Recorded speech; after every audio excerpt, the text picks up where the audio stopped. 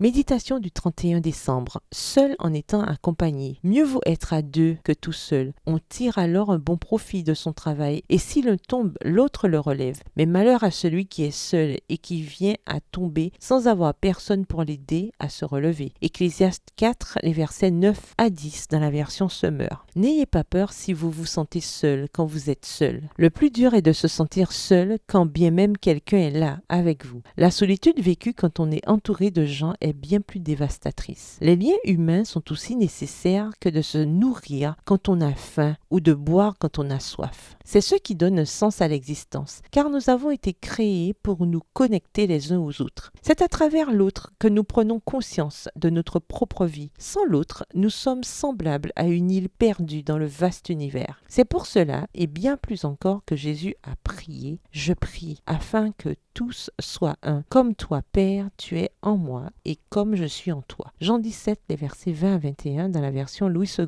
Se sentir proche d'un autre être humain nourrit notre besoin d'appartenance et de transcendance. Mais nous devons avoir conscience que les liens affectifs sont un tissu émotionnel et social auquel nous devons participer activement. Le psychanalyste Erich Fromm fait référence aux liens sains comme les personnes qui voient l'autre tel qu'il est, l'acceptent tel qu'il est et qui compatissent avec lui sans exiger aucune condition tout en se montrant vrai sans hypocrisie. Les liens humains mûrs naissent à travers un lien étroit avec Dieu en étant honnête, authentique, humble, simple et docile à sa volonté. On le voit très clairement quand nous lisons dans la Bible. Moi et le Père, nous sommes un. Jean 10, verset 30. Être un avec l'autre ne signifie pas lui soumettre notre volonté et nous assujettir à lui. Il s'agit simplement de reconnaître qu'il est nécessaire à une existence pleine. Il faut reconnaître que les personnes âgées ont besoin des enfants, les enfants des adultes, les femmes des hommes et les hommes des femmes. Les enfants ne seront jamais un obstacle, les parents ne seront jamais un fardeau. En fin de compte, la cohabitation est ce qui nous permet d'exister, mais aussi de vivre pleinement. C'est pourquoi, cher ami qui lisez ces lignes, mon dernier message pour vous, après ce voyage de 365 jours, est le suivant. Apprenez à cohabiter d'une manière qui ait du sens pour vous et pour les autres. Ne vous privez ni ne privez qui que ce soit d'un des plus grands privilèges d'avoir été créé femme. Au revoir, bonne et heureuse année 2022 et à demain si Dieu veut.